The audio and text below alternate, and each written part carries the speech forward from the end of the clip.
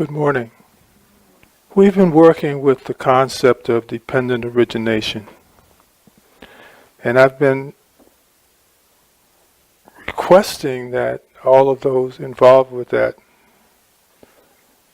introspection study the writings of Buddhadasa.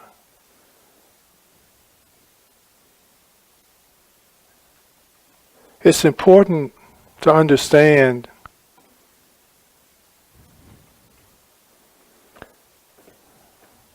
how to free ourselves, how to liberate ourselves from stress and suffering and unhappiness. And it's not necessarily just about coming to Dharma talks or sitting on the cushion. There's some very basic understandings that you need to work. Because being unhappy, not smiling at life, is just no fun. It sucks. So, this sutta, this teaching,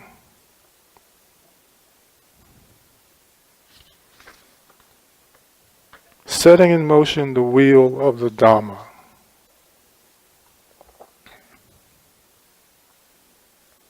So before we get into that, who is it that has studied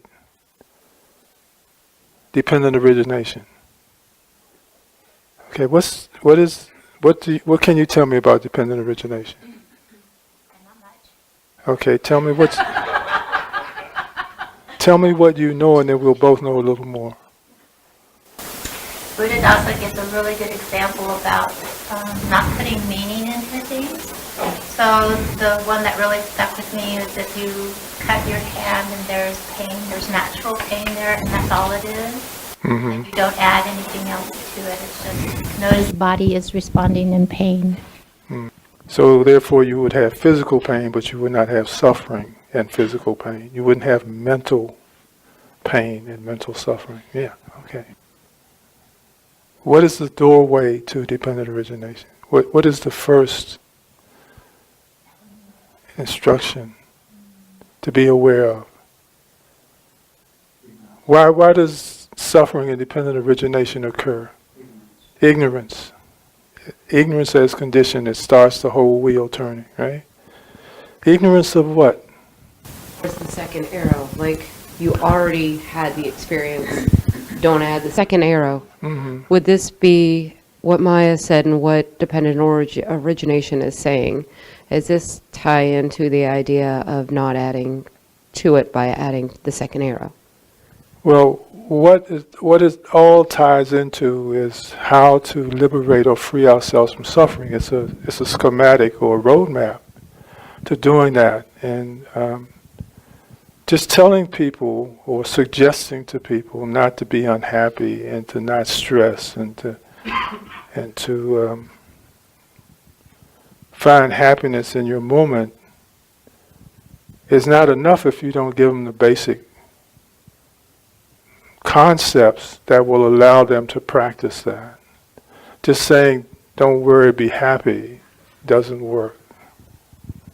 At least not here anyway. Some places it might, but not here. So, ignorant of what? Yes, Mark. First of all, welcome home, Mark and Kathy. Welcome. Good to have you back. It's ignorance of how reality is constructed in our minds. So if we don't see how our perception of reality is constructed, then it's just going to develop based on the patterns that we have accumulated over time. And we don't see that it is not essentially real or permanent, or that it cannot be we don't see that it can be altered if we don't see the nature of its underlying construction. Okay. All right, I've got a shorter answer than that. I'm sure there's there a was better nothing one. wrong with that, but there's a shorter answer. And the short answer is being ignorant of the Four Noble Truths, which is what you said. You just didn't say it that way. Okay? So being ignorant of the Four Noble Truths is ignorance, and that's how the whole wheel starts to turn, and that's how mistakes are made and errors are made in judgment and also in who we are, who we think we are, and who we think other people are. So it's important when we hear that to emphasize, first of all, just learning the Four Noble Truths. So who knows the Four Noble Truths? Yes. Would you share? Sure, I'll share. Or would you? Yes, I'll share. Okay, and keep that smile now. Okay. So the first noble truth is that life is inseparable from suffering. The second noble truth is the cause of suffering is craving. The third noble truth is that there is cessation from suffering. And the fourth noble truth is the pathway to cessation is the Eightfold Path. Okay. Now go back to your first statement about what is suffering. Oh, What did you say again? I said life is inseparable from suffering. Okay. Now that sort of contradicts what you said about the third noble truth. Mm. Okay. I actually got that from Philip Moffat's book, Okay. Dancing with the... Tell the truth.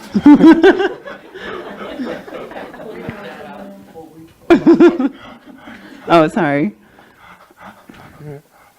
So my understanding... Oh, do you want me? No, that's a common mistake.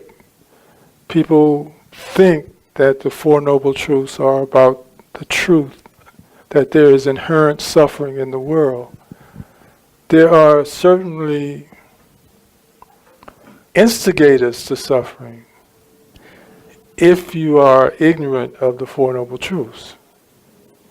That you will buy into appearances that will make you think that life is suffering. These are the things we work with because we don't understand the Four Noble Truths. Because if not, we wouldn't be able to do anything about it. We would say life is suffering, and then you die. Well, from my understanding, what the Buddha was saying is that the self-induced mental formation suffering is what you can cease. Not necessarily, hurricanes or the pain that you endure daily out of your control, but the self-induced mental suffering.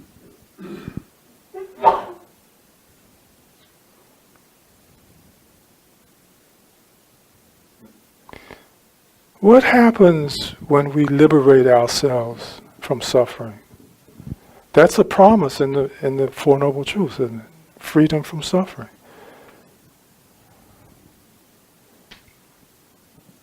I think there's...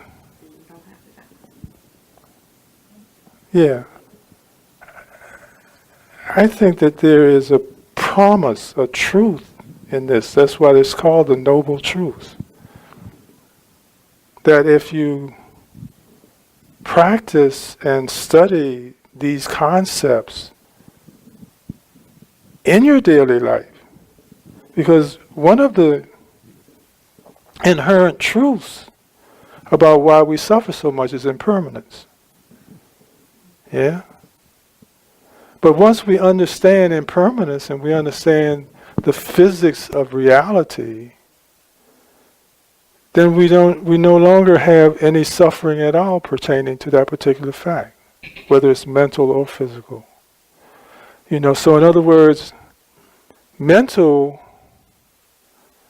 would be running out of money in your bank account.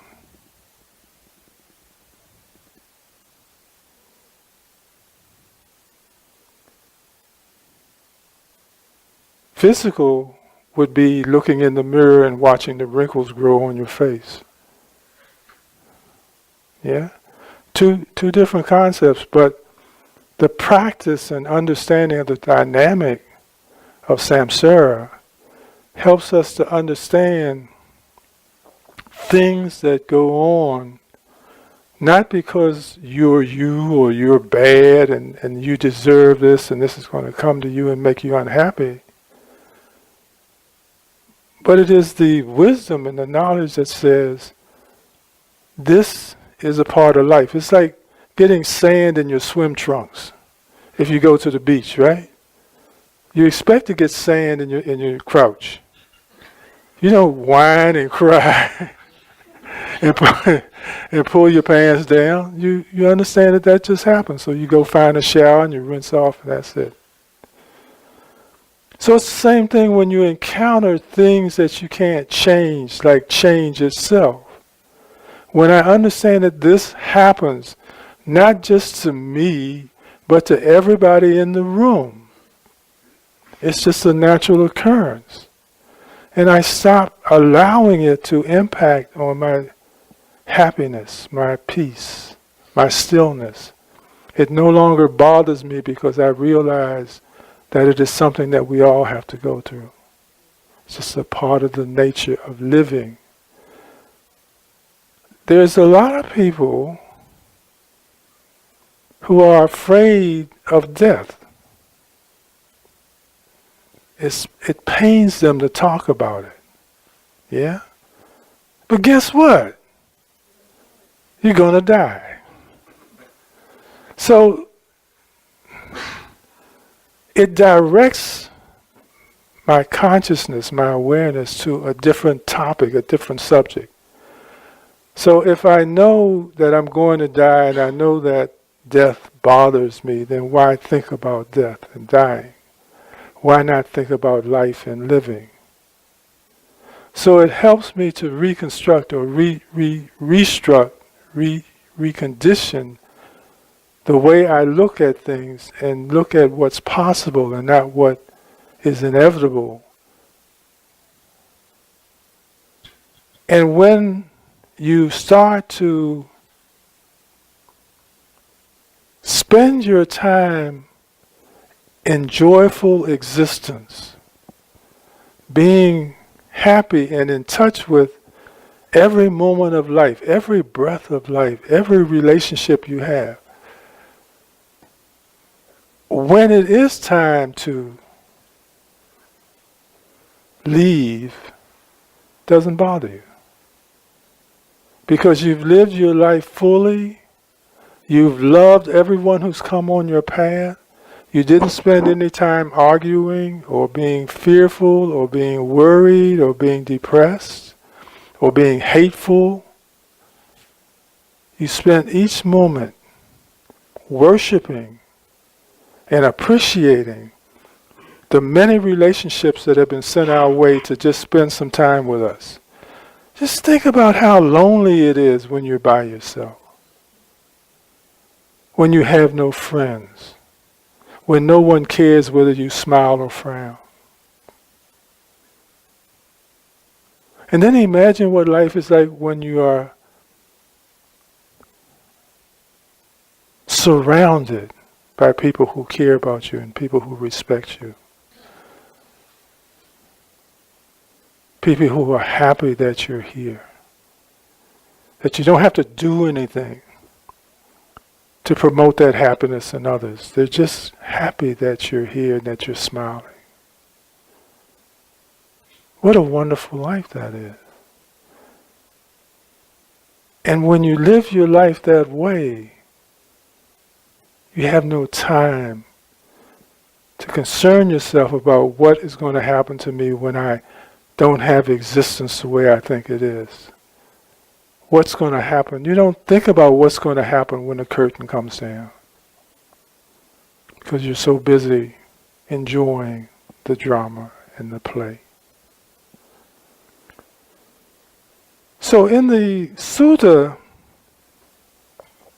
it explains that birth is suffering, aging is suffering, illness is suffering, death is suffering, union with what is displeasing is suffering, separation from what is pleasing is suffering, not getting what one wants is suffering, association with the five aggregates of being and clinging is suffering.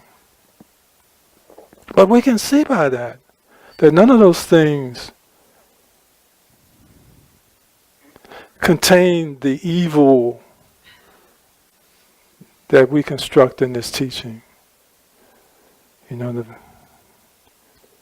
there are people who are turned off by the ism of Buddha because it's always talking about suffering, not joy, not happiness, always about suffering. What is this suffering stuff? What is he saying to me is not to worry about it. Just be happy. And then he says, in the second noble truth, that there is an origin to this. So right away he puts a time separation between what we expect, suffering all the time, and he says there's an origin to suffering, which means it's not with us all the time. It's only with us when we violate the physics of reality, when we have expectations about life that life can't give us. Like, everybody should like me. You know, I'm a good person, so everybody should be good to me. I've got a good friend sitting right in front of me that teaches me that all the time. She makes me understand when I make mistakes and and I'm looking for love in all the wrong places.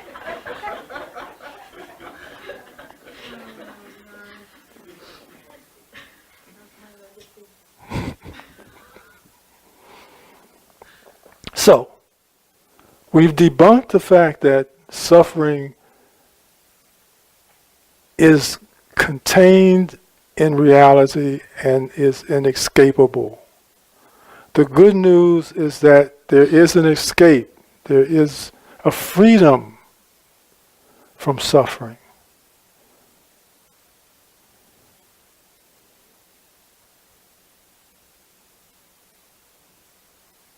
And what is the origin of suffering?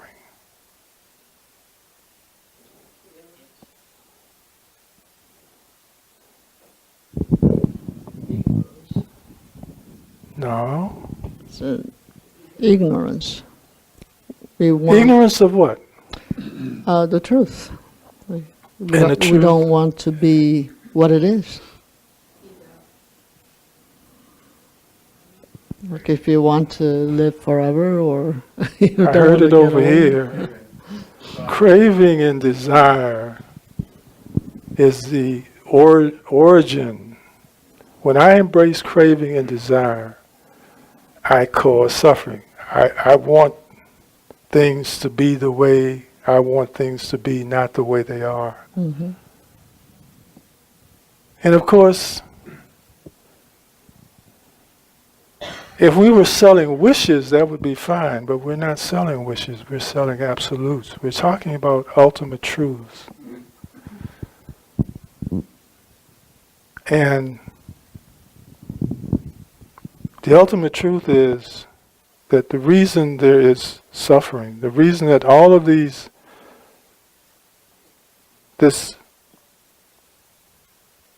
information in the First Noble Truth are built on top of and constructed by craving. Not that things change, not that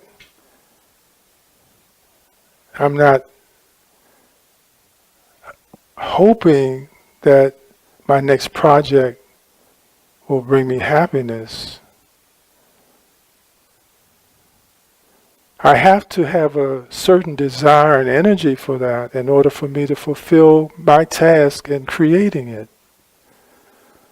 But I also am not delusional that simply because I have made this, I have constructed this, I have lent to the support and the establishment of it, that I'm going to be satisfied and pleased by what the outcome is.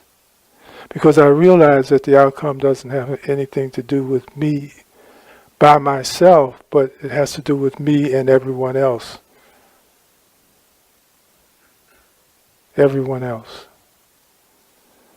Deepak Chopra once said in a book, one of the many books that he wrote,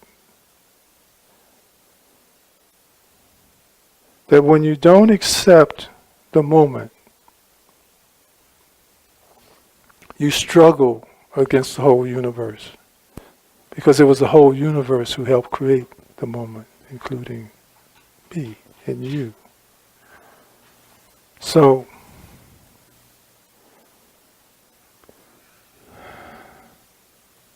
we have to deconstruct, weed out, eliminate craving everywhere we find it.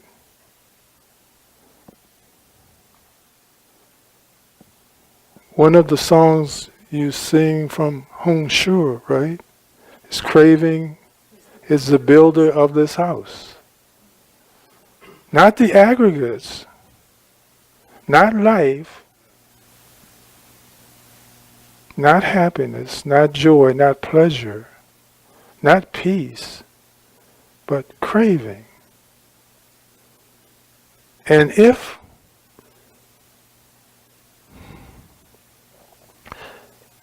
we are mindful, if we carry the reminder with us everywhere we go, that we don't leave home without this reminder that the only reason, I'll say that again, the only reason that we suffer is because of craving. Now, what does this do? How does this help us to know that? Because as soon as I know that I'm suffering, I know that there's craving.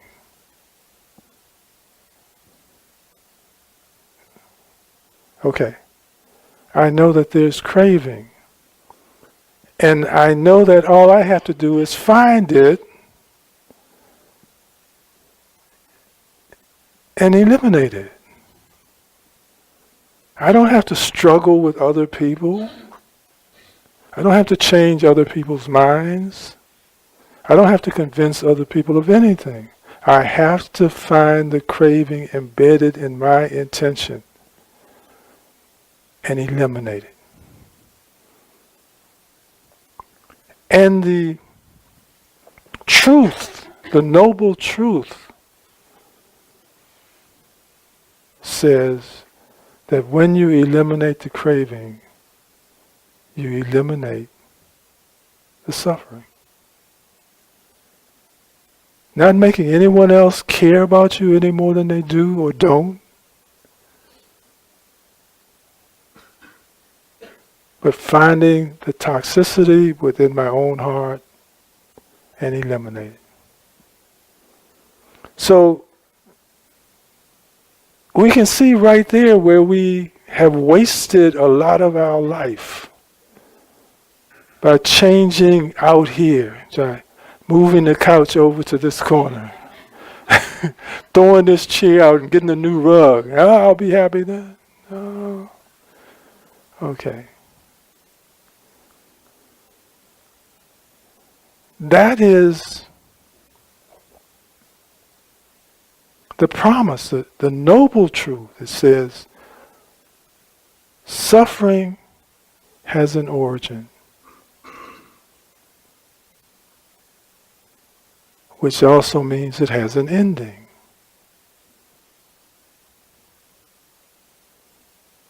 The third noble truth is that there is cessation of suffering. And that cessation, that ending, that stopping, that elimination has to be realized. It's an experience. It's self-directed, and it's all on me. If I've got the suffering, if I've got the stress, then I have to find and discover the suffering within, the craving within me, and eliminate the craving, for or against.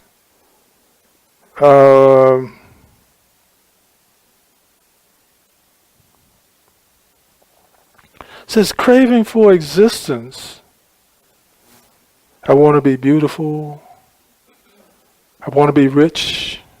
Craving for existence. I want to have friends. Craving for existence.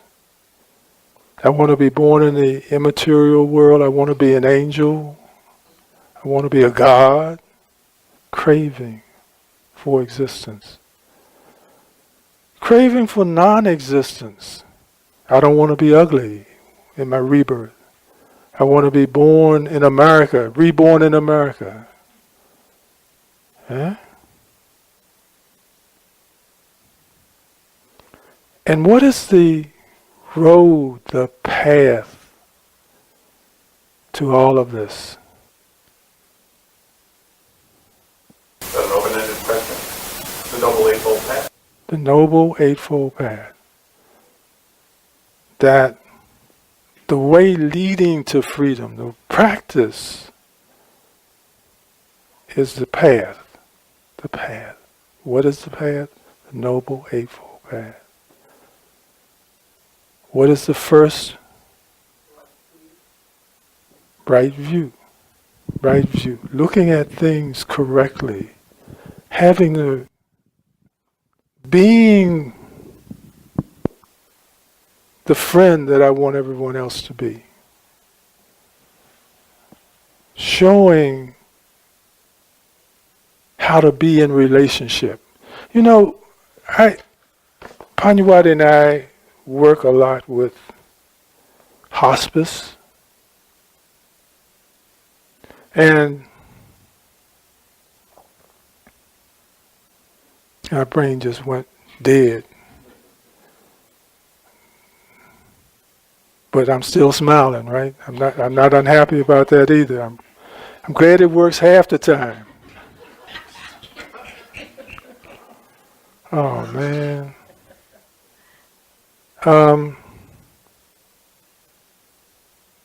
Well, it'll come back. Anybody want anything to say? Anybody? Yes. Fairly new to Buddhism, having not studied pendant origination. I want to break it apart. Pendant origination. Origination of what? Is it origination of suffering that we're studying? It's origination of how suffering and life establishes itself from nothing. The conditions that are necessary to make this happen. That's worse. It's not about anything, because it requires conditions to be met in order for it to manifest. So we talk, there's a lot of discussion in some schools and in some places about rebirth. And it's built upon the culture that was present when the Buddha was just an ascetic. It wasn't Buddhism, he was just an ascetic teaching truth. But the established worship at that time was Hinduism. And they taught reincarnation. But the Buddha didn't teach reincarnation. As a matter of fact, he said there's no consciousness that goes from place to place and body to body. So, what happens, or what does turn this wheel between birth and death? Are they talking about a conventional truth? That there's a mother in a womb, and there's a casket in a grave or a crematorium? No, they're talking about how we wake up in the morning and we have a happy face. We're standing in front of the mirror and we're saying, today's going to be a great day. I just feel it in my bone. I just know it. Just want to sing a song and skip. And then the first person I meet has different plans and different intentions for my day. So what have I done? What does that demonstrate to us? It demonstrates that that person that I was when I woke up is dead. And there's a whole new person, a grouchy, growly person who has been born. That's the way it works. That's dependent origination. Origination of who you are right now is dependent upon conditions that this house, this personality, is built on. In other words, if I want a peach tree, I can't plant persimmon seeds. It ain't gonna happen. It's not gonna happen. I've got to do it. I got to do this thing right. I've got to cultivate what I want. This is where we start to understand about the power of love. Yes. So I'm going to break this down into something that I see daily, at school. I get a lot of the kids who are not necessarily placed in my separate setting class, but are just uniquities. And they'll come in and visit for a day, and a teacher will say, I just can't deal with this today. So-and-so is just doing everything they can to drive me and the kids. And I just take a moment and pause and go, you know what? Did you come to work today hoping I suck and piss someone off? Mm. Did you come saying I'm going to bring my very worst? Because neither did this kid. Mm.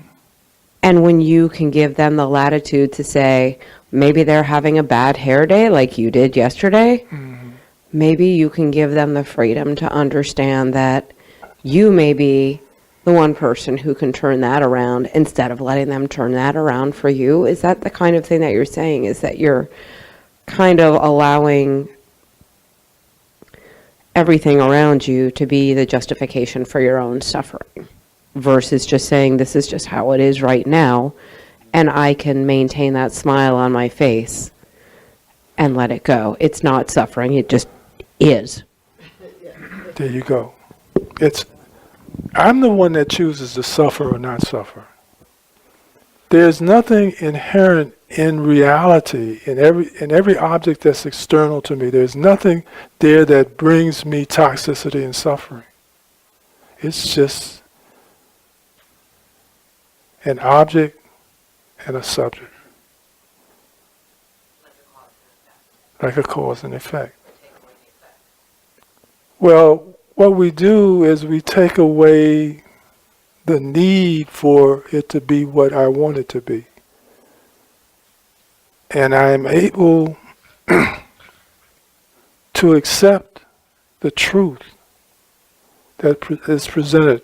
We're always running around talking about, I want the truth. Tell me the truth. I want the truth. But when the truth is presented to us, we want to change it. You can't handle the truth. We want to change it. We want to make it something else. I want everyone to care. And the truth is, everyone doesn't care. right? Everyone doesn't care. Now you happen to be one of the ones in your work environment who cares about everybody. The children that are there, and also the adults that are there. You care about everybody, and that's why you're so careful in your speech and how you work with them.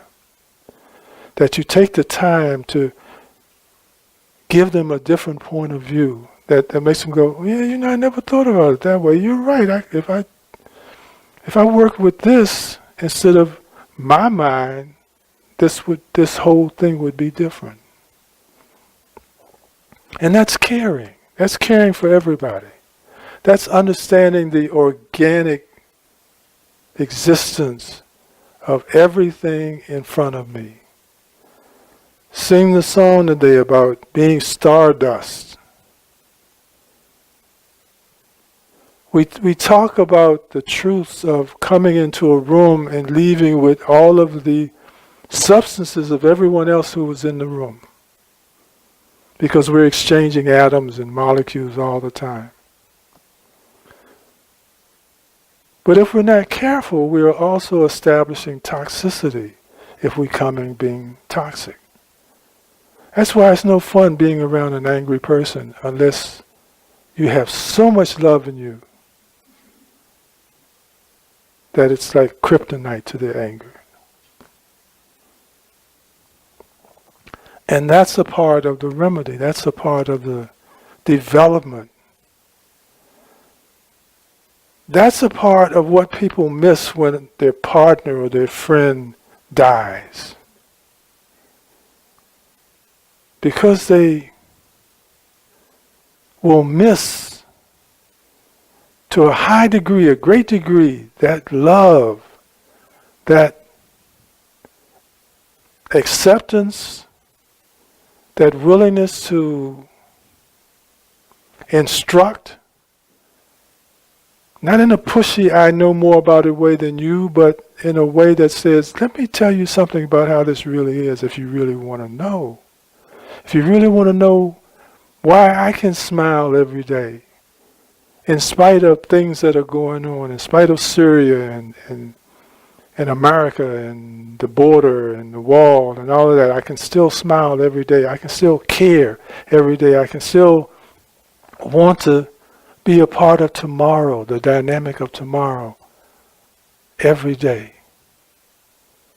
Because I have this light inside of me. I refuse to allow anger and ill will to infect me. As a matter of fact, one of the suttas says, the mind will not be infected. And I will start with the one in front of me, the one that's given me so much crap. I will start with that person, and I will wish love and compassion and kindness, starting with them and then spreading out to everyone else. And you see, if we practice the practice, we don't have time to hate and feel sorry and be disappointed. We just don't have time because we're too busy loving each other.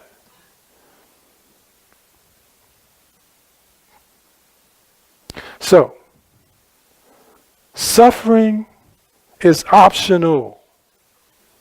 That's the message. You don't have to suffer. Yeah, we see it. Yeah, people do it. Yeah, right in the Buddhist communities people suffer. Not here. But those other places. Okay?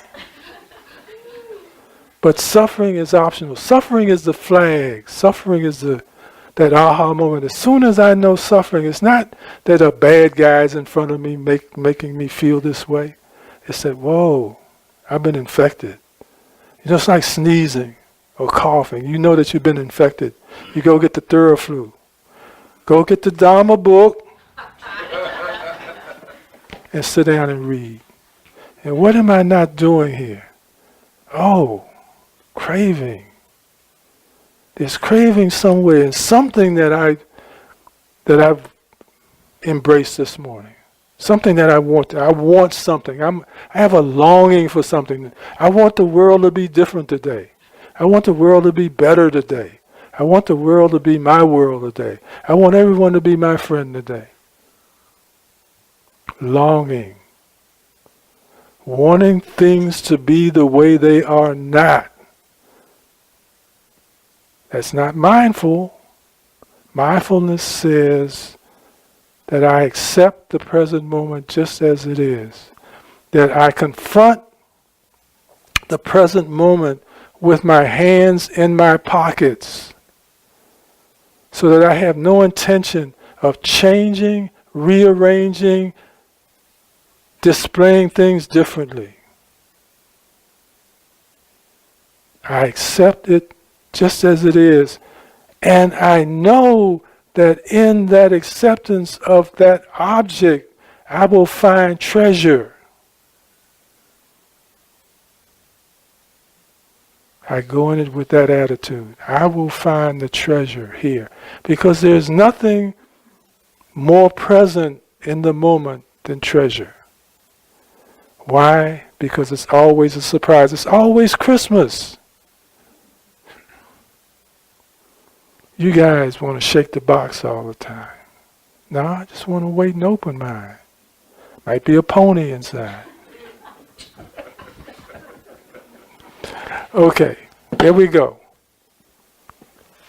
Yes, ma'am. So I know that you had planned to go further than that today, but I think it's really important for us for this week, or maybe this whole month, or maybe this whole year, to just work with that one right view about craving, because some people do think that life is suffering, or that suffering is inherent in life, and that's a wrong view. True. If that's the view you have, then you have an excuse that allows suffering to be in the mind and remain. It's going to be hard to uproot it if you feel it has a right to be there. It's the same thing I listened to your talk while I was gone. I mean, when I came back, I listened to it last night. My talk? Yeah, that you gave last week while I was gone. Oh. And somebody said anger has a place, that there is a time for anger. And as long as we do, there is not a basis for uprooting it. And that's a wrong view. So if we didn't work on anything this week, but whenever there is suffering, to look at that and recognize that I am manufacturing suffering. I'm making up suffering. You know, there is an event happening for sure, but I choose to brand it as suffering, to see it as suffering, to experience it as suffering, because it's not what I want. And want somebody else to fix And it. want, right. And you the cause of it. If we uproot just that one notion and just work on that alone this week, our lives will be transformed. Then we won't get mad when somebody's not perturbed because we're perturbed. And we won't get upset with people as if they don't see the seriousness of something because they're not angry or crying or wallowing or fearful. It will change the way we meet life. That's what I'm saying. So I'm glad we didn't go beyond the first point today. Did I do good? Yes, you did. You know, we really need to stay. And I say that because you come up on Tuesday, Thursday, and Sunday for an hour. But I'm here. All day long. And so that's all I'm working with. I'm just putting everybody on notice. It was Pannadipa. We're starting with that. Whenever you can identify this is suffering, Stop and know that it comes from yourself and not from other people. Stop and know that it's not because of the situation that's happening, but how I choose to relate to it. That's what I'm saying. And that's all I'm talking about this week. I don't care what problem you bring to me. I don't care what attitude. I don't care what's happening. I don't care if the heat goes off or the sky falls in. This week, if anyone is experiencing suffering, just know you made it up. That's all. There is an event. There is something happening. But whether it's suffering for me, I decide that. And you will find a power in your life that will transform things for you. And the first noble truth, I like to call it ennobling, because it changes our character. It changes how we carry ourselves. So it's like ennobling. It's an empowering, truth. I like it like that, is right view. So whenever we're suffering, start Googling right view and see where we have wrong view. And then just move to the right view and it will change life. I mean, you don't need teachers, just your own experience will tell you whether you are right or not.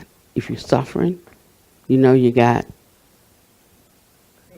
wrong view, craving a different outcome. And a good antidote for that is to cultivate Loving kindness. appreciation and gratitude. Appreciation and gratitude will uproot dissatisfaction.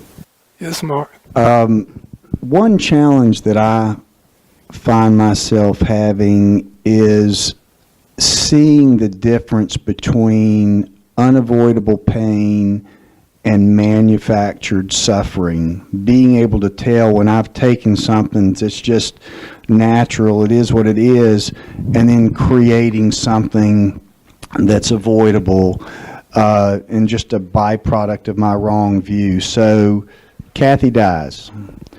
There is pain there. My wife has died, and there's going to be pain. At what point does that natural, unavoidable pain become manufactured suffering, where I'm just piling on in a way that's not useful for me or her or anyone else? And I see that in physical experiences as well as mental experiences, where I see it and I go, well, is that natural? Is that normal? Is that wholesome? Or have I taken it too far? I struggle frequently to see when I've stepped over the line and created something that's unwholesome. First of all, why are you killing Kathy off? She was right there, and sorry about that, hon. Okay. First of all, you got two parts for the whole. One is mental and one is physical. So one of the things to do would be to look at the situation and see whether it's because you stubbed your toe that you're in pain, or whether it's just something in your head. And if it's something in your head, absolutely it's your creation. If it's something in your toe, but you're dealing with it in the head, that's your creation too.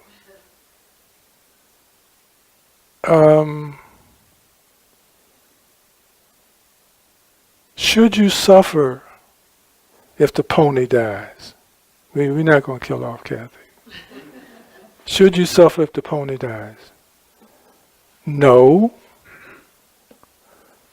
You say, well, how do I make this real? It's natural to grieve, right? It's only natural to grieve until you accept the fact that your pony died. And then there's no more grief. Because you accept the fact that the pony died and you realize that that's what ponies do. And if I wanted something to live longer than me, then I would have married a turtle or a bonsai tree. Yeah? All right? But if I am working with things that don't have a long lifespan, and I just want them to last longer than me, but then there's no guarantee that they should or could or would, then as opposed to grieving and being angry, I accept. Because why not? Just last week, John's pony died. And 2 weeks ago, my friend up the street, their dog died. And away across town, and someone who I briefly know, their wife died. Well, if death occurs all around us, why am I asking it not to happen to me? I'm just like everybody else. You see, and when I start to bring that understanding to myself that I am no more privileged than everyone else who has had the same experiences. I didn't ask for it when it happened to them. I'm just asking for it when it happened to me. But because I have the view that it happens to everybody, I stop acting like a privileged person. And I accept the fact that this goes with the turf.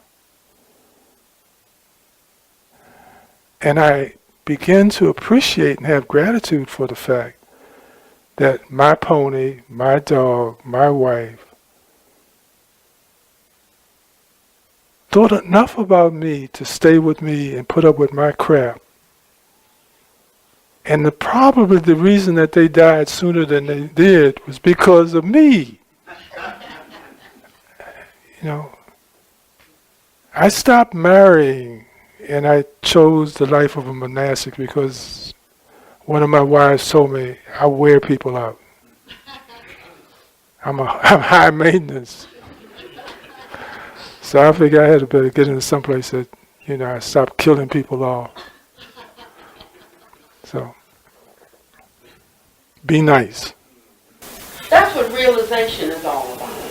You see, remember you said that mine is cheap. So if I was married, I would be reading and meditating on the sutta, suffering is born from those who are dear, so that my mind could line up with a certain truth, so that at the time that I need that truth to operate in my life, I'm so full of it that it can operate.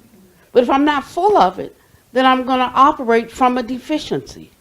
And I'm going to experience pain to the degree I'm deficient of the fullness of the realization of that truth. You see? And so that's how it is about everything. And that's why people should focus on what scares them, or, where they have difficulty. You don't have to try to master the whole Dhamma, just that one part where I'm suffering, or where I would feel that something would make me sad. Like some people, I can lose things. I know we can't always win, so we can win and we can lose. But some people can't stand to lose anything. It'd be devastating. That's why some of them jump out the building if they lose their job or if they lose their money or whatever, because they can't deal with the thought of losing something or being a failure. But you can't always win, and I know that. So if I try something and I lose, well, I did my best. Just to make sure you did your best. That's it. That's all you can do. And that truth is real to me. But there may be something else, I can't think of what it is right now, that's not real to me. Like expecting people to work really hard at their practice. Maybe that's one that's not so, especially if they say they want to come here and live together, and then every day act like, I don't know what, but that's one I need to work on. I'm going to work on that starting. Well, that's a nougat right there, right? I'm going to stop working. I'm going to stop having expectations around that, Good. I am, because that does cause me suffering. That's one of the few things that cause me suffering, is that, living in community with people and you see and have the same thoughts and behaviors week in, week out, month in, month out, year in, year out. It gets old, you know. But that's because I'm looking and I have an expectation. So give up expectations and I won't suffer. There you go. And that's it. But it's almost like, Lord, the student that you're referring to, it almost feels to me, I mean, the idea or the reality that suffering comes from those that are dear to you, that is just undeniable. But it almost feels like the end game or the end point, once you fully realize that, is if, again, for instance, if someone dear to you dies, if you fully understand and are living the reality of that sutta, well, then not only is there no suffering, but there's no pain, because you recognize that you're clinging or you are attaching, and that if you fully,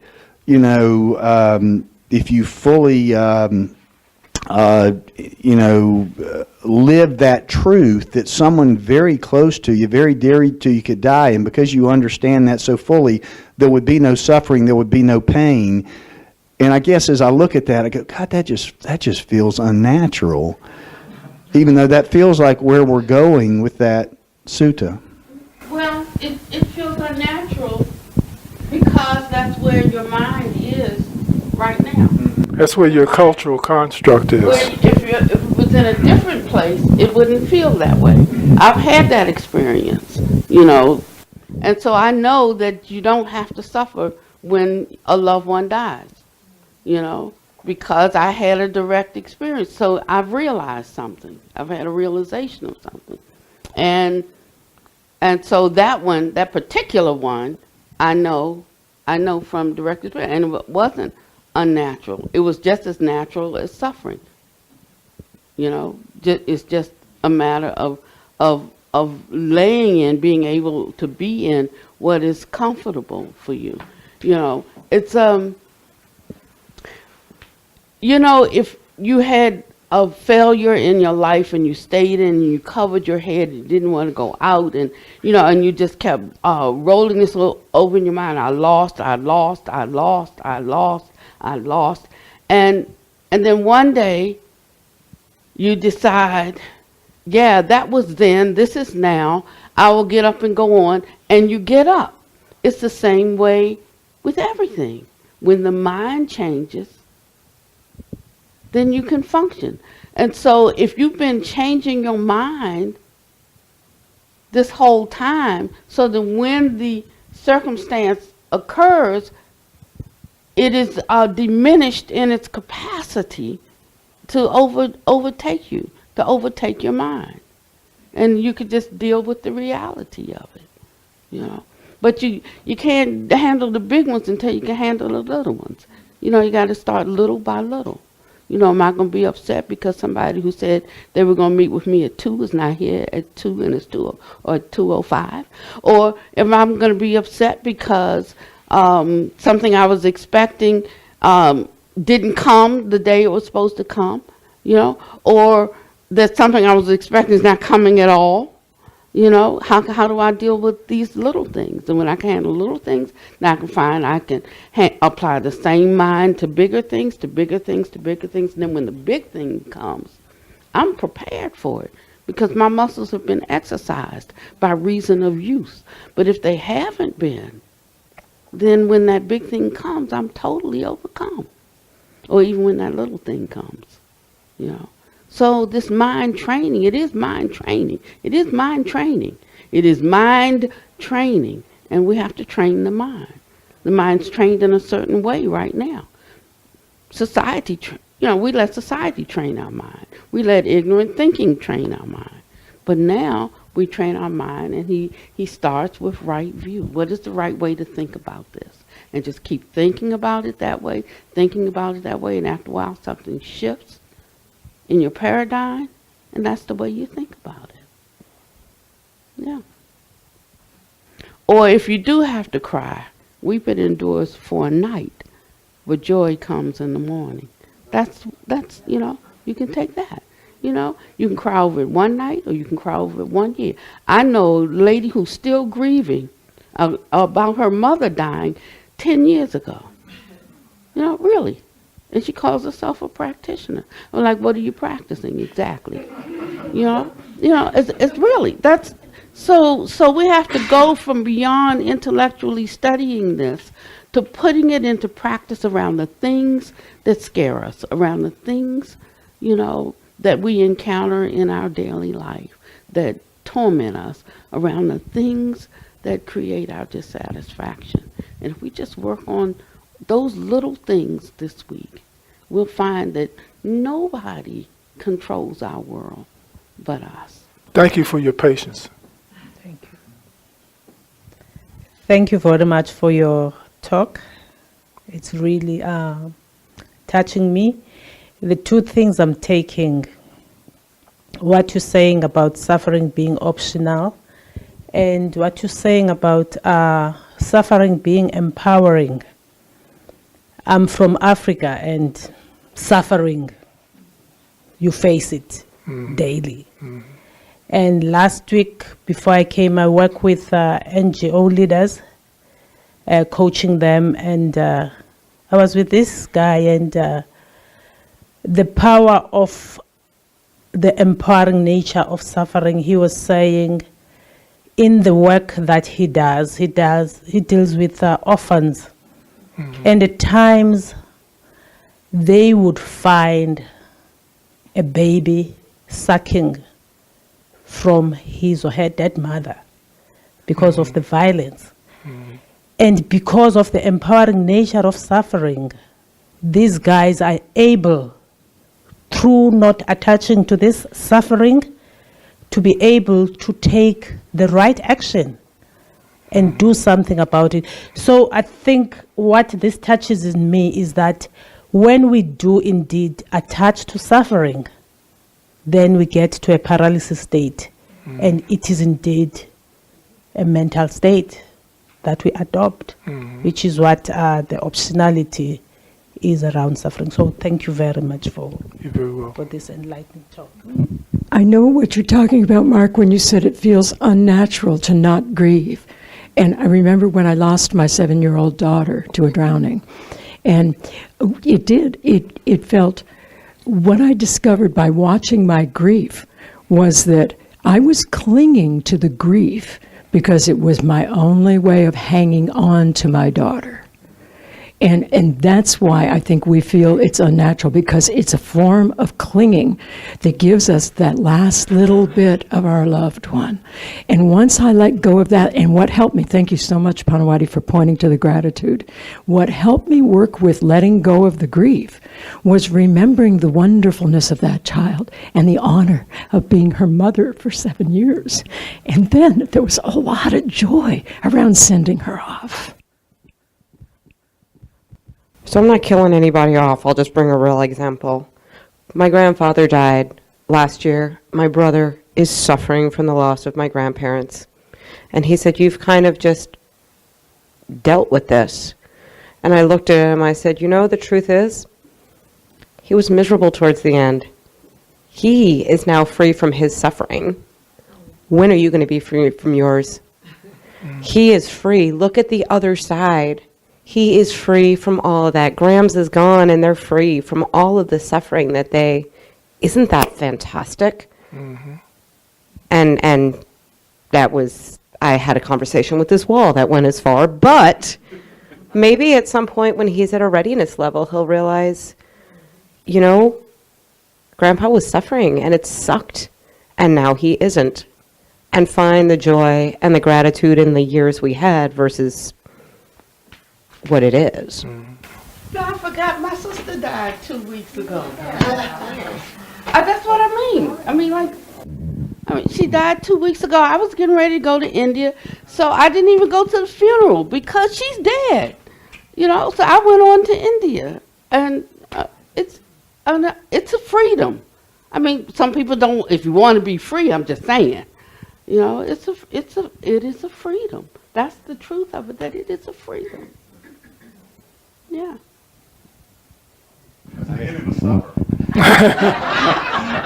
I think he's done well not suffering. You know, right view is excellent. But as a practitioner, and that's why they call it as practitioners, because we practice. And some things, you know, we're not there yet. And so when I'm kind of losing sight and I'm striving for perfection and I find things bothering me, which lately I've been contemplating the 5 remembrances. And because now it sounds petty and all, but I've dealt with this ear infection for the last week that has made me want to just pull my ear off and dig in there, okay? It's that painful. And, you know, it's like, the first thing that says is like, when is this going away? Why is this happening to me? And I could get into this really grouchy self-pity party of like, I'm tired of this. I just had a 3-week cold like 3 weeks ago. You know, why am I getting sick? And then if you go to the 5 remembrances, you know, I am of the nature to grow old.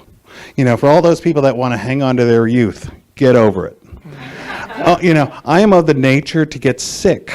Hey, that's what's just happened to me. Now, one day that illness is going to kill me. You know, I am of the nature to I'm of the nature to die. And, you know, and, you know, I am of the nature to lose everything that I hold dear. And the only true belongings that I have are the consequences of my actions. Those are my only true belongings. And, you know, when I think of those things, usually when I'm suffering, it's usually revolved around one of those 5 things. And so, like, sometimes, you know, when right view doesn't come to me right away, the 5 remembrances seem to set me on the path of where my thinking is faulty. Good. You know, it's like the mustard seed. You know, Good. I can wonder why I'm losing people, but, you know, find me a person who hasn't lost a loved one. Lost one, yeah. So, I'm done. I appreciated the talk today. Thank you. I was going to do some meditation, but we're not going to do that now. But we had a lot of very intelligent and wise conversation and sharing. And that I appreciate so very, very much. So thank you all for your kindness and your sharing. And remember what our commitment is, to look for suffering when it's present, and to know that we have the remedy to that suffering and to eliminate it. Have a wonderful week.